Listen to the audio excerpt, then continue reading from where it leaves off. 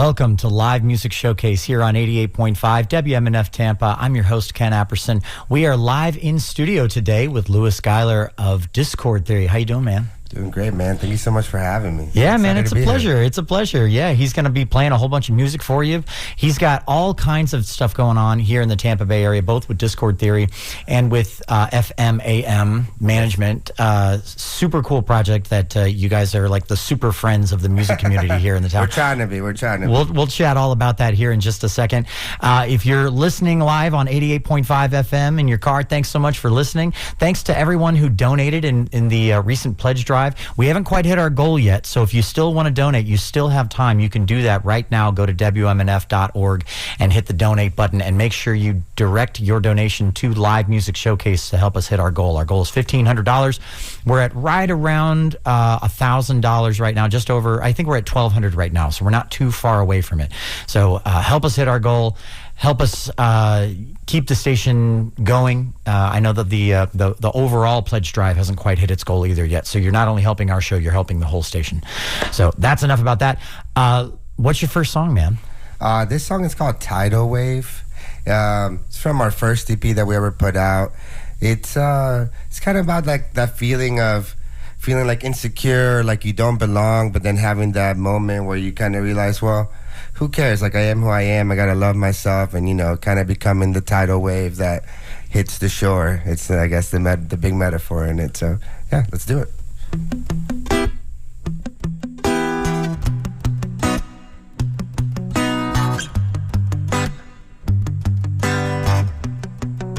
If only I could make you see, do it like it's never been done before.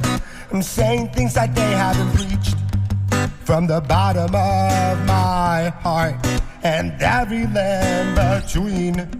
Get this feeling that I've upset you, that something wasn't clear in my tone, in my speech, but I digress. Rearrange the words that might ignite some show them just what I'm made of. A rebel soul, an awkward voice with motivation.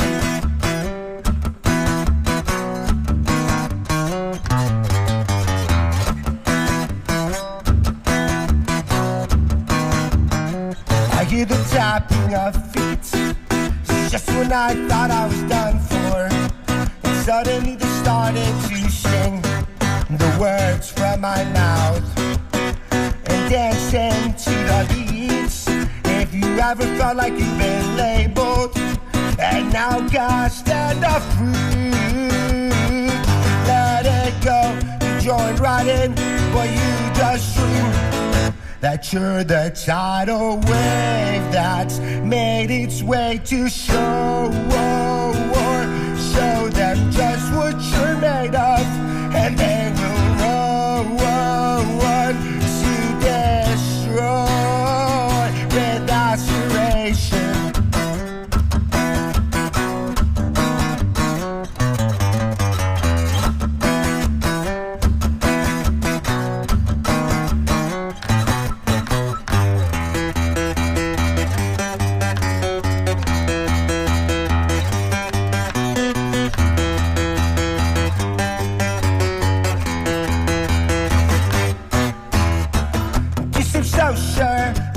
My talents, go back to school, maybe you'll be better there. With the crew, previous degenerates. So what now? I use my talents. What would you do? Try and inspire them. Even us fools have a trick up our sleeve.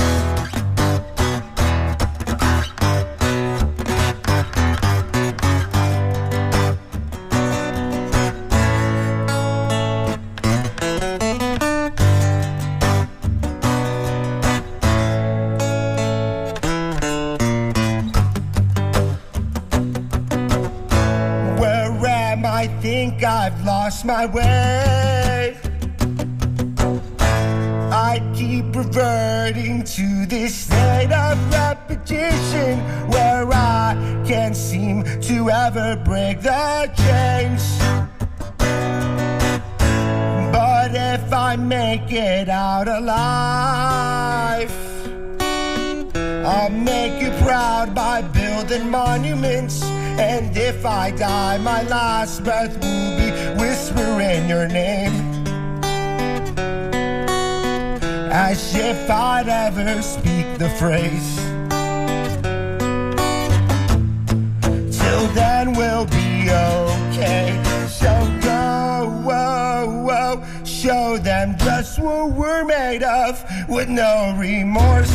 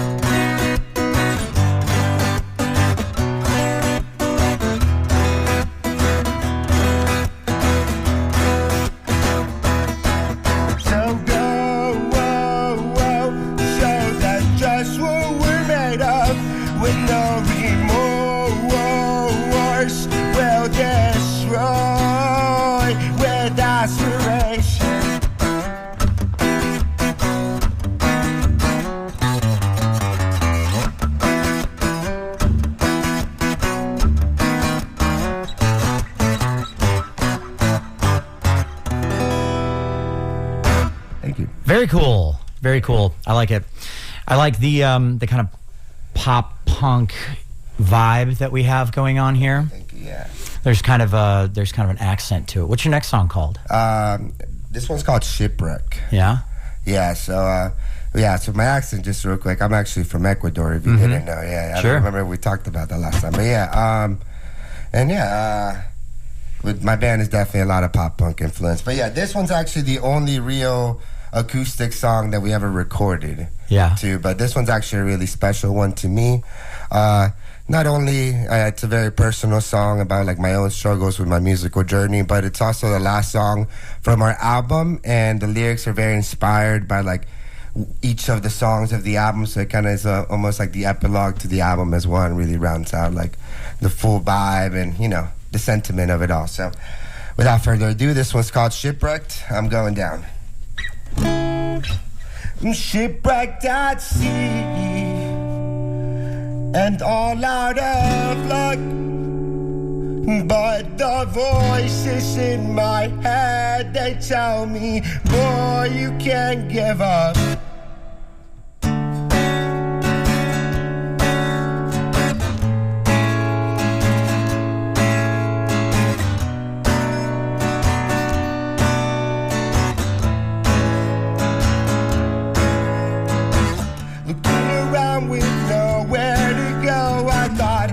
Myself somewhere along the coast, I'm in dire straits of it, and all-time low. Maybe they were right, I should have stayed back home. This is something that I can't take back, a sense of wonder that I can't see past. I said I now, but look at where I'm at. Is this my final act? I'm shipwrecked at sea and all out of luck, but the voices in my head, they tell me, boy, you can't give up. You got what you need. Forget what you've done, 'cause there's no way that this is it. It's just a fate you'll overcome. Shipwrecked at sea.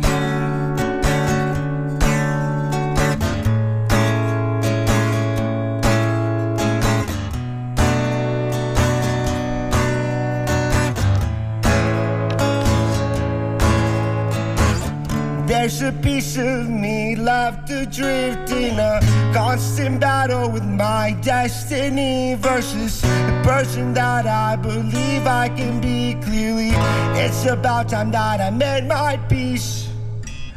This is my choice, there's no turning back.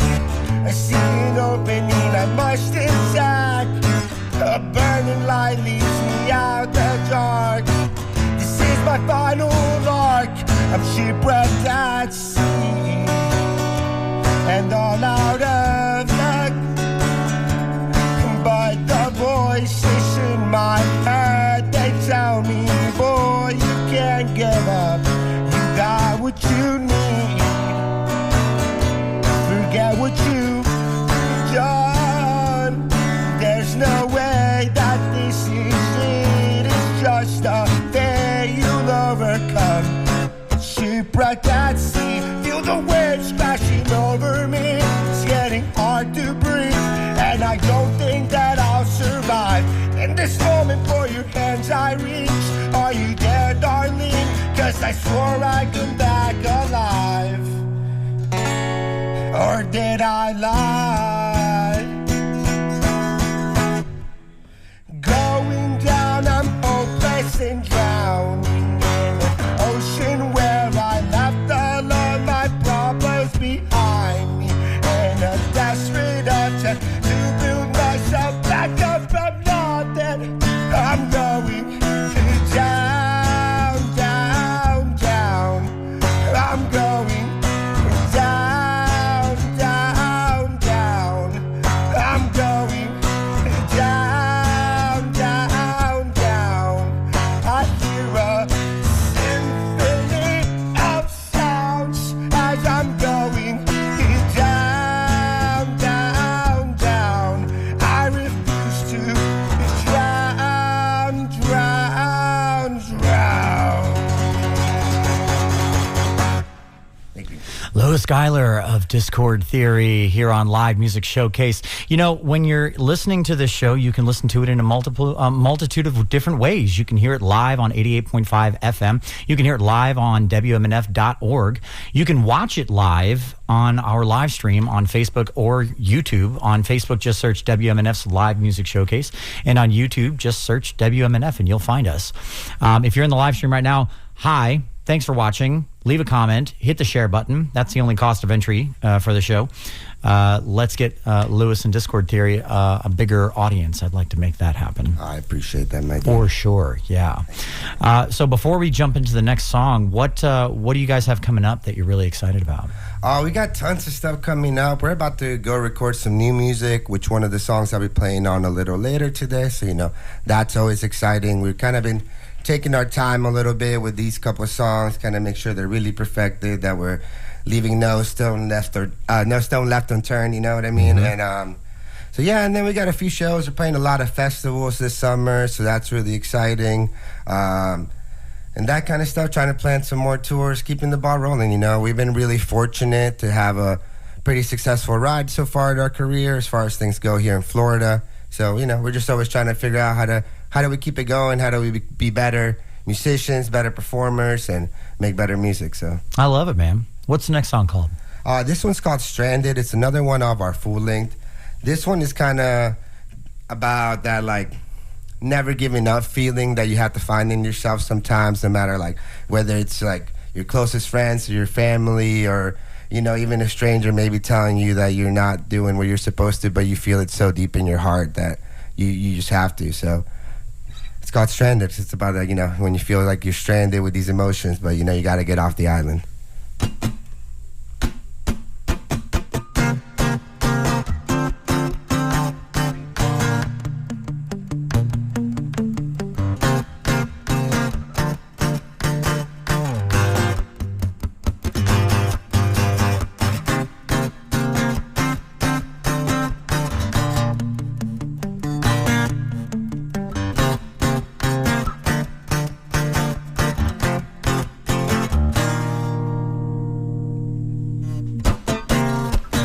I dream of what is and what could be, imagining where the wind goes, still stranded with misconceptions, assured that there's more than what I'm told, 'cause I'll never know if I don't go, what could have been and what's unknown, and I'll pack my bags, I'll say goodbye, I'll never say I will make a change, 'cause withering bones will break, and I don't have time to waste. The end is not, and what will I do about it? Defy my fate and my darkest fears I'll face.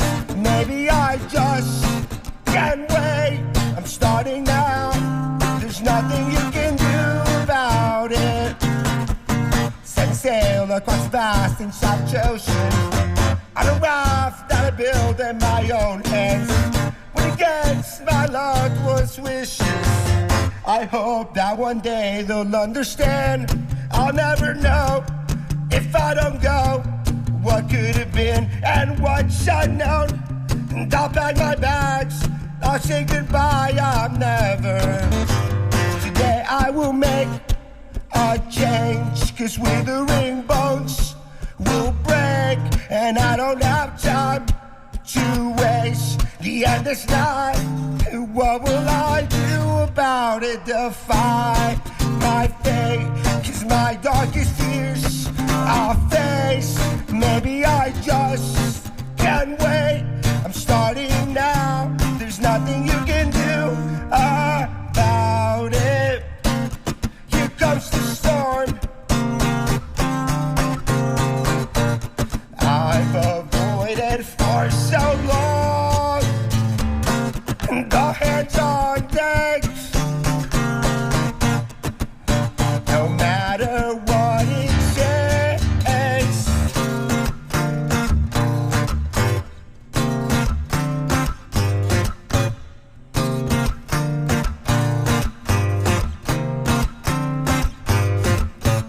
I made peace with what I've done, settled scores with everyone. I'll translate the failures, the successes. I will use as weapons. 'Cause now that I made a change, this bounty of mine is spent. Tomorrow is mine to waste. The end is nigh. Today I defy my fate and my darkest fears I'll face. Maybe I just can't wait. I'm starting now, there's nothing you can do about it.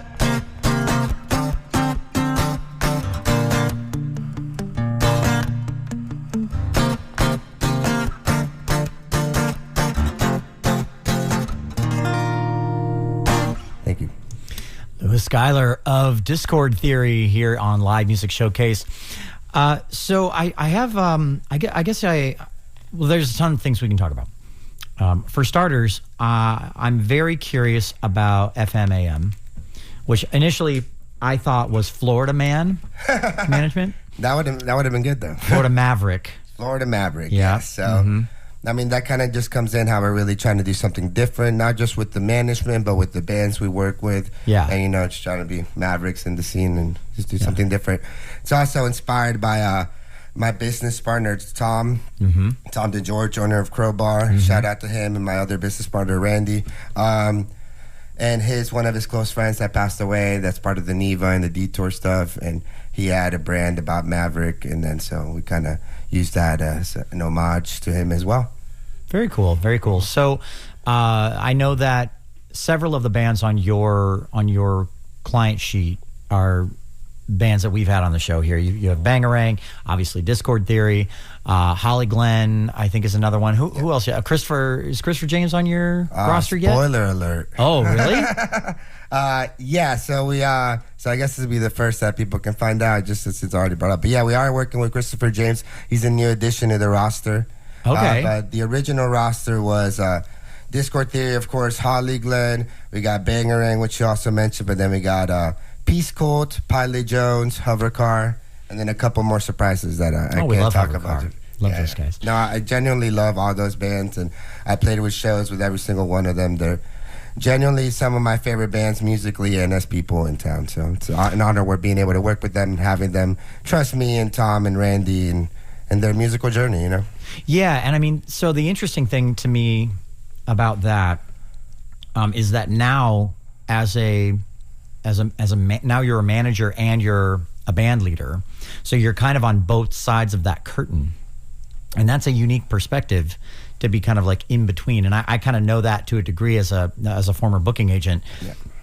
You definitely gain a new perspective on how things are done that you may not have had before.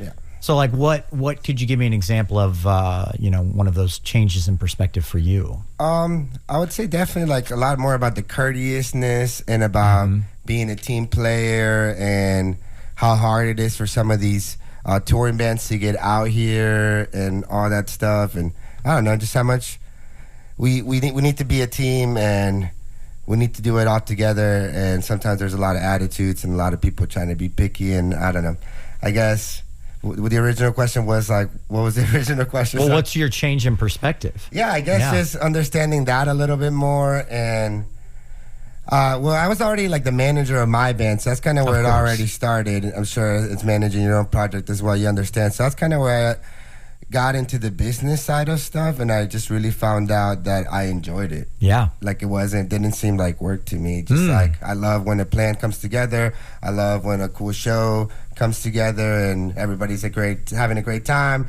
We all make money. It's a beautiful night, you know? Yeah.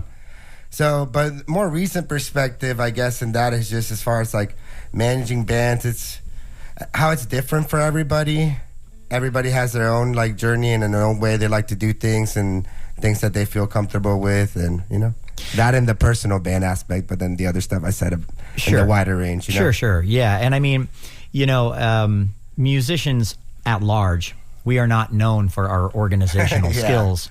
We are not known for our ability to communicate details and receive them as well.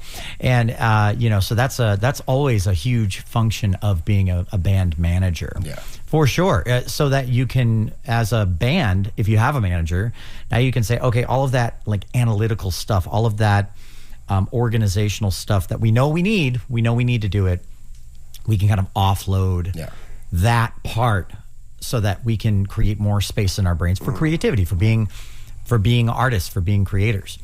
So do you find that the bands that you guys work with have gotten to benefit from your relationship with them in that way? So far, yes. Really, we just started the company like very late last year. So I would really say it's brand new. It's pretty new, but I feel like everything we've done so far has been good. And we got a lot of planning coming up. We are doing a music festival in July featuring all our bands called DIY Fest 2. That's going to be awesome. Cool. And it also features a lot of other like up-and-coming local acts that we really enjoy, like Def Company, Mortal Sons, just to shout out a few, Mac, Fantastical Tigers, stuff like that. So, we got a lot of cool stuff working, and it's a weekly work because, you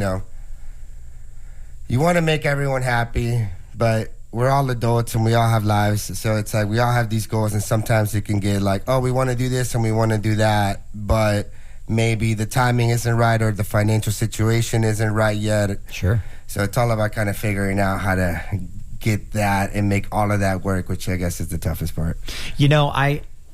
I always end up having conversations with the bands that we have on this show after the show about, You're like, this was even better than the show. Why don't we talk about this? Yeah, basically, like this is the podcast episode of the podcast of the show.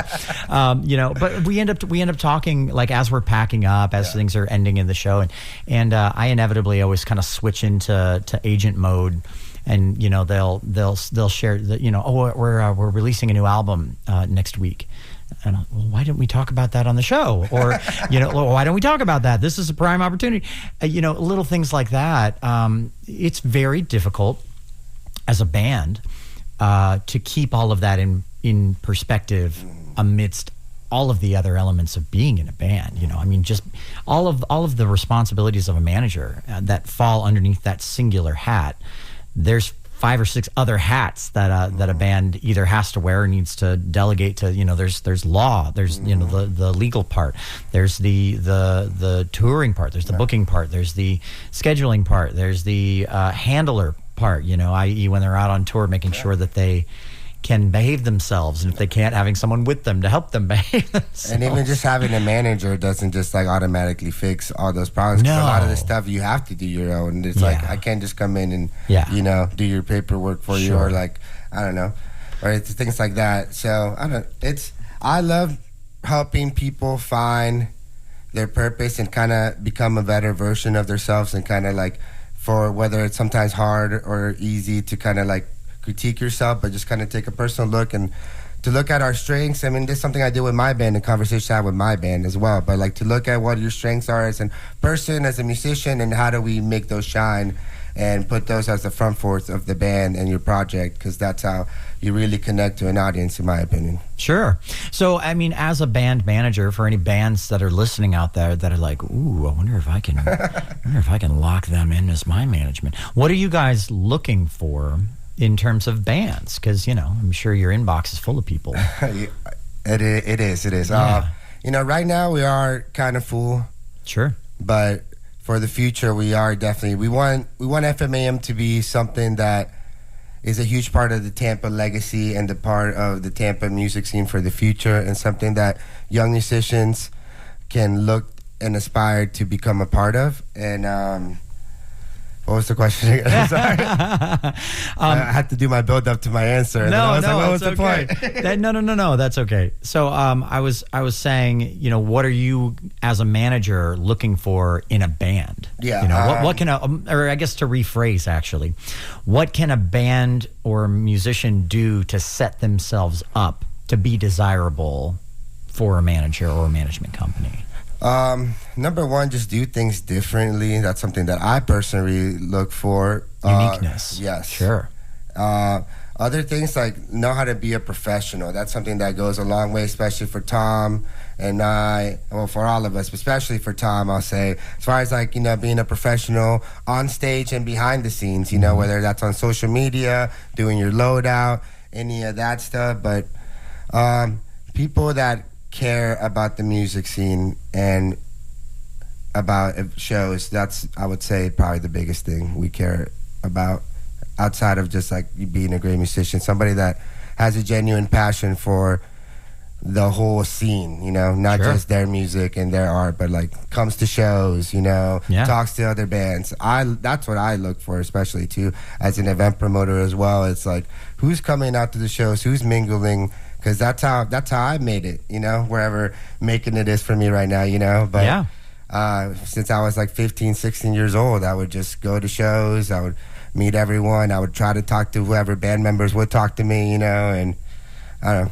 That's the key. Yeah. It helps. Bother Tom to let me play a show at Crowbar until he finally did, Just wear them down.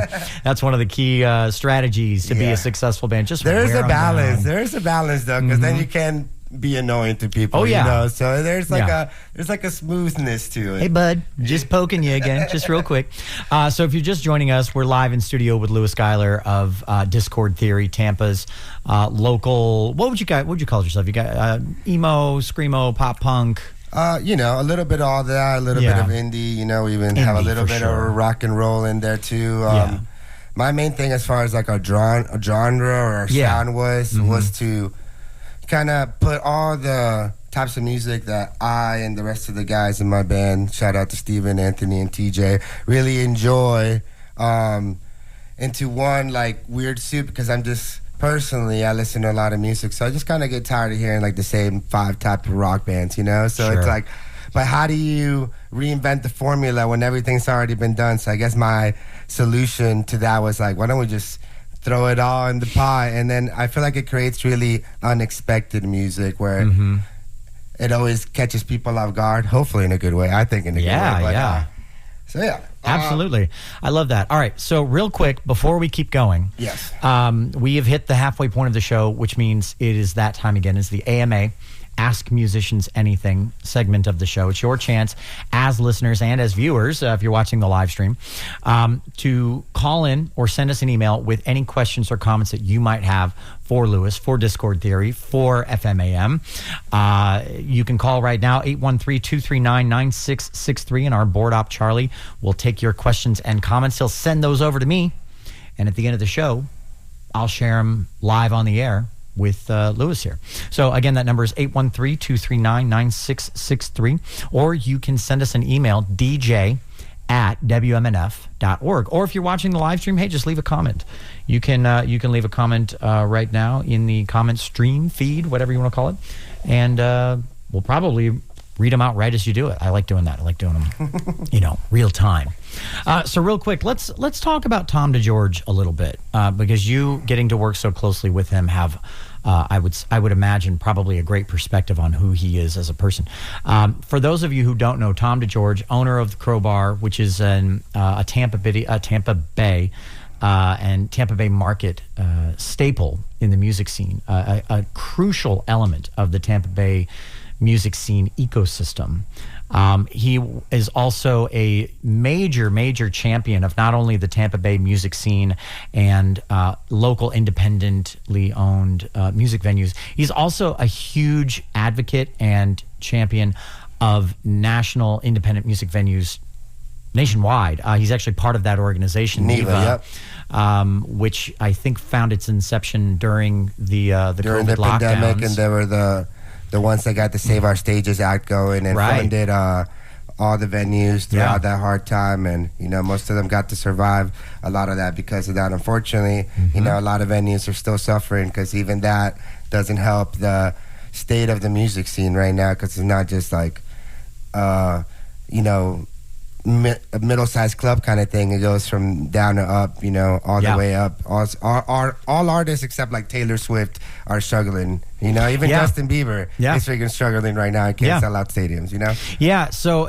for those of you, if you don't know, during the pandemic... That's how my beef with Justin Bieber starts. He's going to hear this, and he's going to be like, yo, this guy's talking crap. I can't wait to hear this beef, but for those of you, if you don't know, during the pandemic, a lot of the small independent venues, because they couldn't operate, because we couldn't have shows, because we couldn't gather in large numbers of crowds all over the country, all over the world.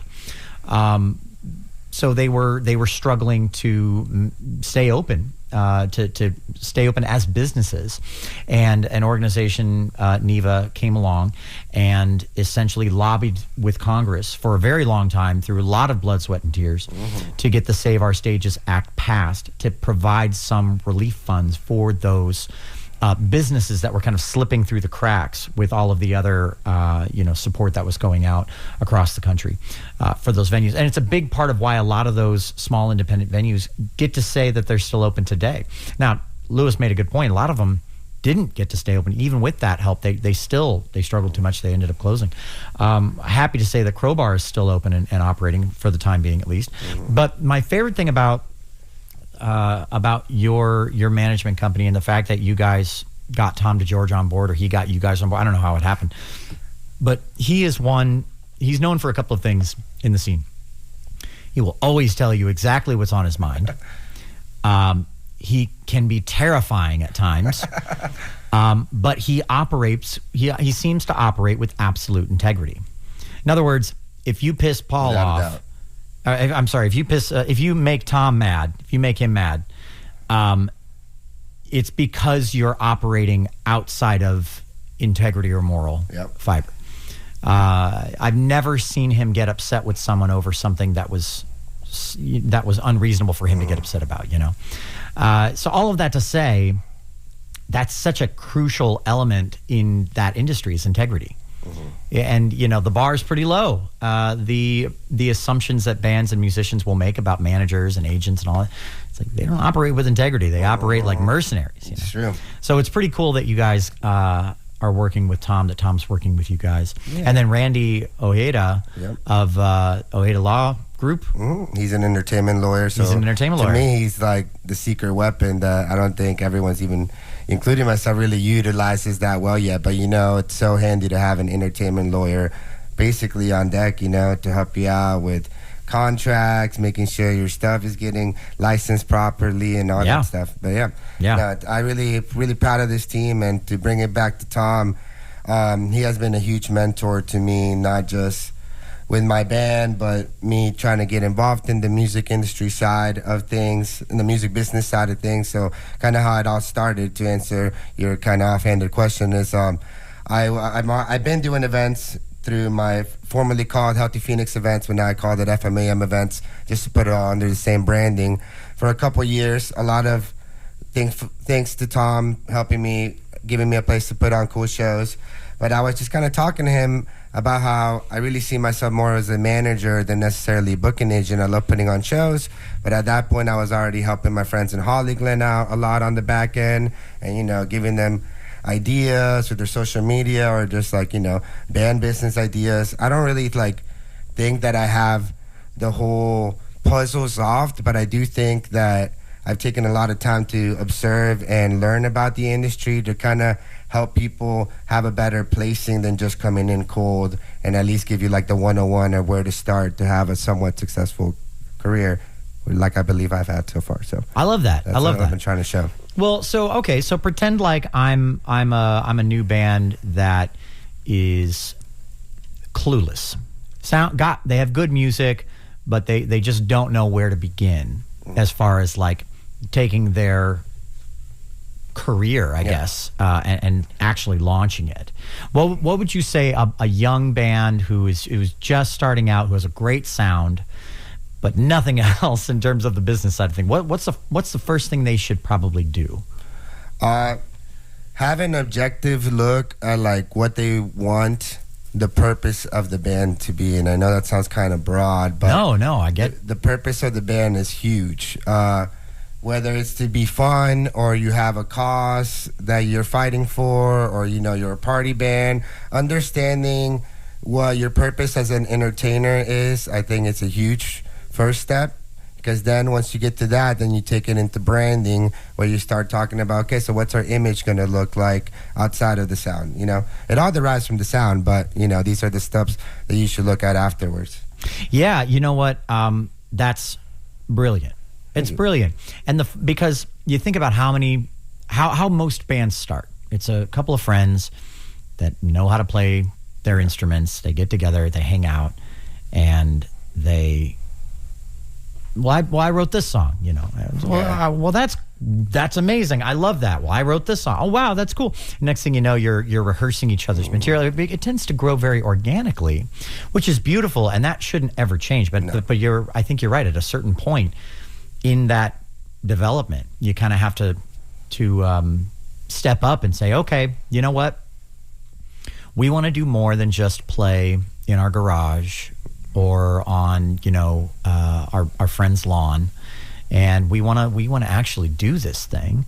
And if the want is there to do it, you have to take it the next step beyond just the want and say, okay, well, what are the steps we have to take to do that? And I think you're right. I think you have to figure out exactly what you want to accomplish with the band.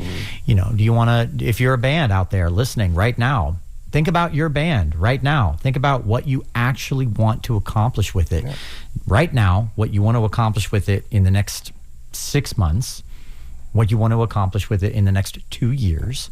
Set some realistic goals.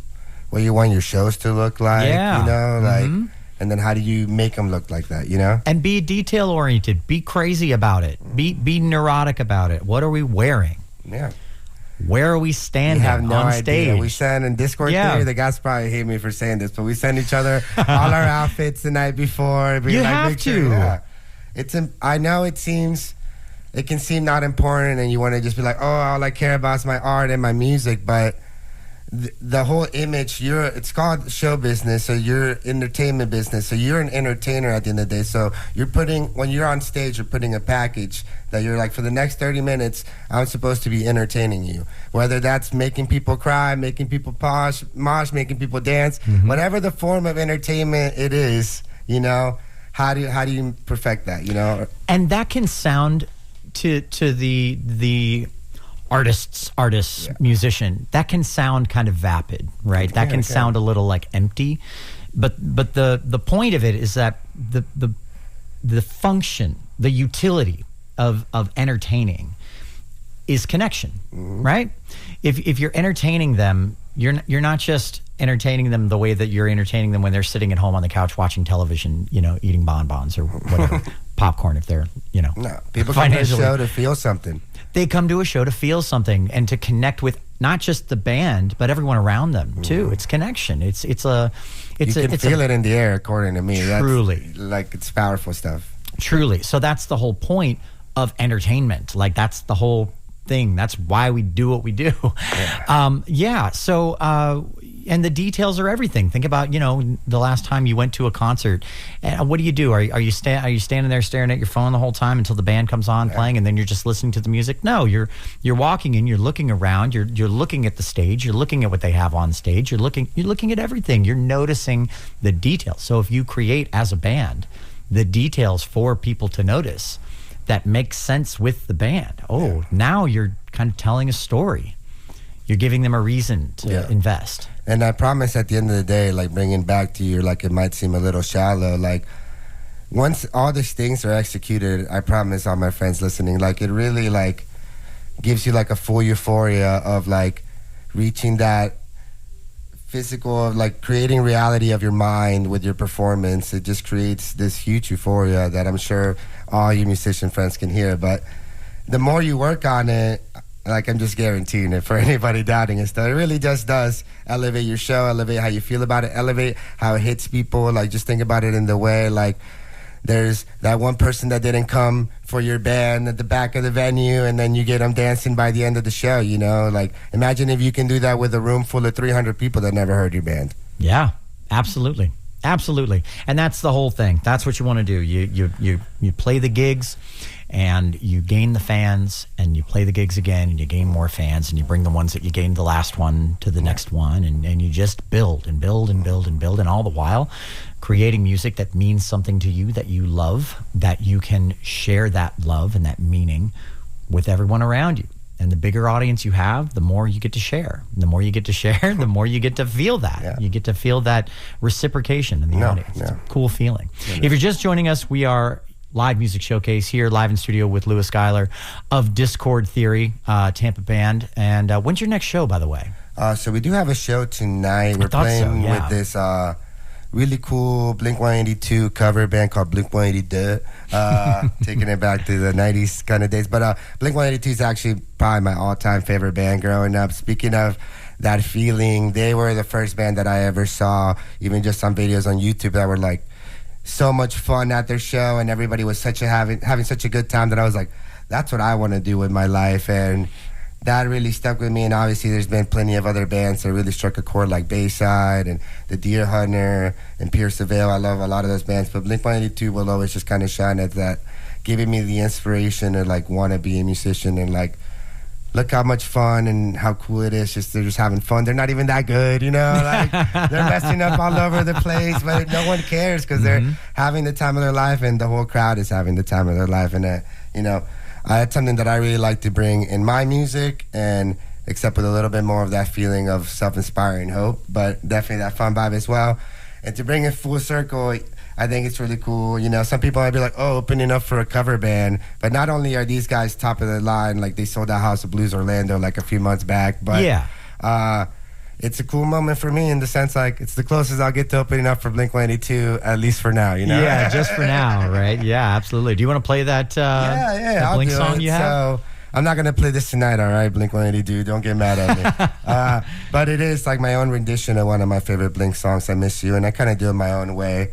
So, I figured I'd share it for us today. Take it away. Live music showcase. We're live in studio. Louis Giler of Discord.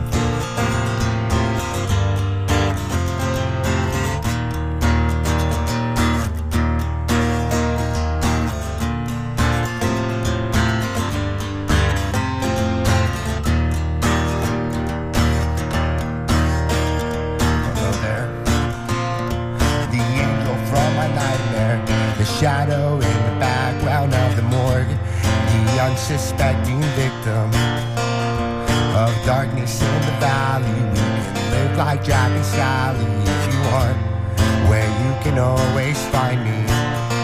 We'll have Halloween on Christmas, and in the night we'll wish this never ends. We'll wish this never ends.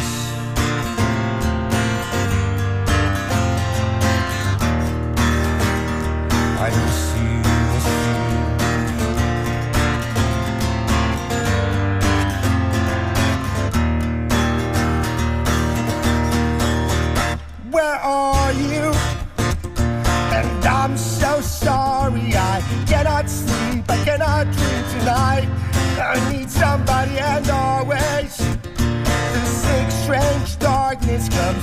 on, so haunting every time.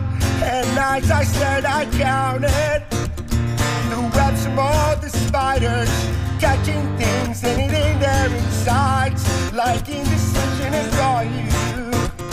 And hear the voice of treason, will you come home and stop this standing night?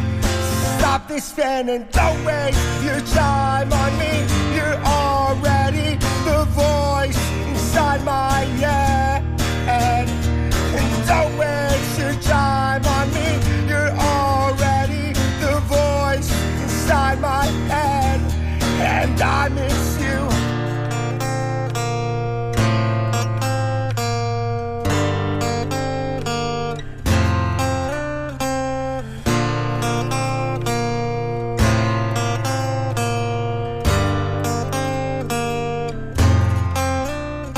And don't waste your time on me. You're already the voice inside my head. And don't waste your time on me. You're already the voice inside my head. And don't waste your time on me. You're already the voice inside my head. And don't waste your time on me. You're already the voice inside my head, and I miss you.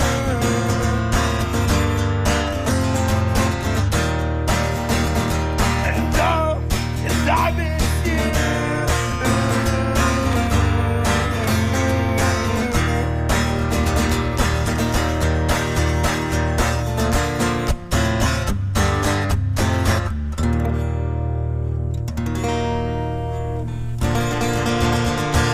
Yeah, man.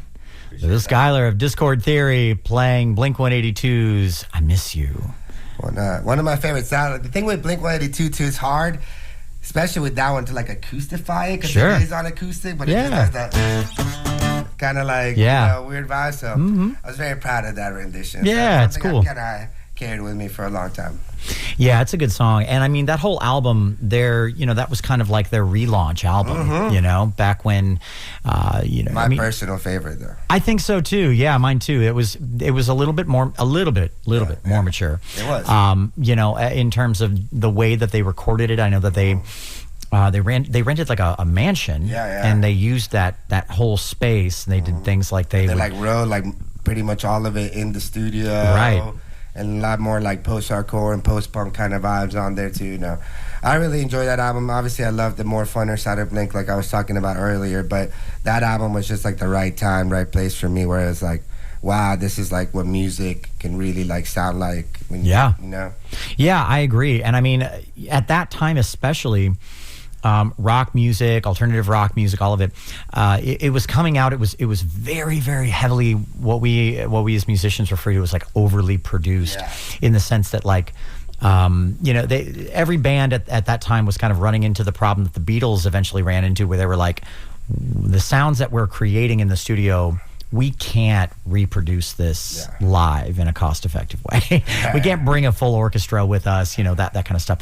But the difference is, the bands in the early 2000s at that time, they're like, who cares? We're just going to do it anyway. Exactly. And I would just my personal opinion, a lot of them they really didn't measure up to the expectation that they set with their albums. Blink is the opposite in that regard. Agree. I think that they made a really cool, very creative, and very ambitious album, with elements that they could take on the road with them. There are exceptions. I know there's a segment in there in that song, what's it called, I'm Feeling This, what's that song called? Feeling This, that's one of them. There's also like that part in that song, Violence, and they did start using a couple samples, but they're like, we're still playing like not off the click, like they would kind of like go off the sample and then kind of just take it from there, because it'll be like the middle of the song or the beginning of the song. But no, I completely agree with your sentiment. That's what I really enjoyed about them. And as much as I love Green Day too, compared to Green Day, they got the backup guitar player, they got the bassist dude, while Blink-182 figured out how to still like create that big sound, and while even if it's using the feedback or whatever to create that ambient sections and all that stuff. So that's also really impressive to me. Yeah. Nowadays, though, they are playing to the click. Oh yeah, and of using course, tracks. everybody is. Yeah. Well, because it's become so commonplace that it's, And Travis it's Barker working with a lot of those like more modern artists and stuff, I'm sure was a huge influence on like that aspect. I mean, he's a huge producer now. Yeah. Basically. All right, so we have just a few minutes left in the show. Before we go, credit where credit is due. Our show requires an entire team of audio and video people that work behind the scenes tirelessly to make sure that the show looks and sounds as good as it does. Sound mixer Mark Perfetti, audio assistant Pam Robinson, video director Ed Lehman. Camera operators are Lisa Reuter, Charles Holsopple, and Piercy Abane. Our board op is Charlie Cushing, and I'm your host, Ken Apperson. Now, we did get some AMA questions that came in. Let's see here. Let's pull one up. How do you throw it all in the pot? Would love to hear about your songwriting process. Is it a group effort or more individual? That's from Audie. Awesome. Well, thank you for the question, Audie.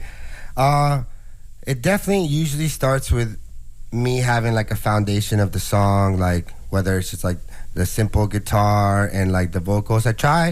I used to be in bands where I used to like write like everything, but I trust and love my guys enough in Discord Theory that I try to keep it as simple as possible as far as like what I'm bringing to the table musically, and then we build on that and like take like the simple parts and make them better all together and kind of see where we go. A big thing for us though, just trying to live to the sentiment of our name, Discord Theory, we do always try to throw in one song, like something like whether it's a time change or a style change, something that's going to be unexpected, even if it's just for one little section. And that's important to me. One, going back to throwing it all in the kitchen, it gives that unexpected, throwing it all in the soup, it gives that unexpected feeling of like, oh, I didn't expect a reggae part in a pop punk song or something like that, or I didn't expect a breakdown in the, in the ballad. Yeah. So it's kind of, we take it from there, always make sure, I usually kind of write the singing and the lyrics, or sometimes Steven or Anthony might have a riff, and then I'll write like the lyrics and singing based on that.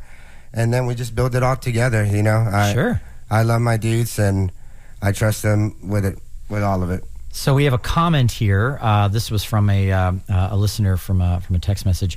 Connection is what has carried 88.5 to this very day. It all started with a bathtub full of vinyl. Grok on Largo. So that's a nice little comment. I love vinyl. Let's see, from David Bryant. Big fan, big friend of the show, and a host in his own right here on WMNF. Hi, Ken. Great job on the show today. I'm curious about whether your guest feels pressure to play covers all the time when he plays a venue, or does he throw out some originals too? I think he means the opposite. Yeah. I think sometimes about the La La Land movie and how the Ryan Gosling character didn't want to sell out by playing covers. I love covers. Yeah. So I'm not one of those guys. I think, but covers have their place in time. I kind of take it on a show by basis. We have like a handful of covers that we genuinely love. Yeah. And that we kind of made our own. I think that's a huge important part of me about even doing covers with the band, is that we have to make them our own in some way. But I think covers are a necessary part of music. It's a automatic gateway for someone that might have not dug your last song to automatically like that song, and just like from a psychology aspect, probably gonna like your next song better too. Yeah. You know what I'm saying? Yeah, And, absolutely. even from the Beatles to Van Halen, everyone's done covers, but so I try to keep it to a minimum because we are an original band. But, Sure.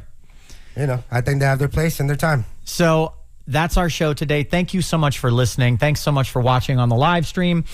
This is Live Music Showcase. I'm your host, Ken Apperson. We will be back here next week, same bat time, same bat channel. Next week's band is Tropico Boulevard. You're going to love the sound that they bring into the show. Those guys are great. Yeah, they're awesome. Do you want to take us out with one more song? Oh, sure. Let's do it. So this is the first song we ever wrote as a band. It's about never giving up no matter how much you mess up. Which I feel it's kind of become our anthem thematically and just personally for me. But yeah, it goes like this.